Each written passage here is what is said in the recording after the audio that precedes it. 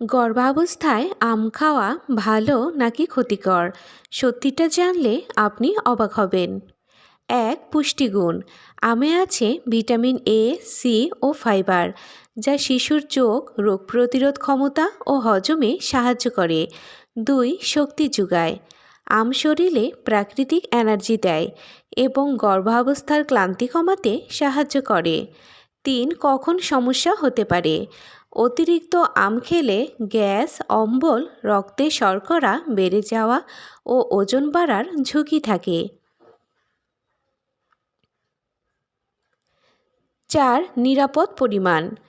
প্রতিদিন ১ থেকে ২ টুকরো আম বা ছোট পরিমাণে খাওয়াই নিরাপদ।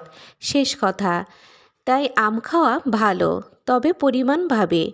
বেশি খেলেই সমস্যা। মা সুস্থ থাকলেই বেবিও সুস্থ। আল্লাহ হাফেজ।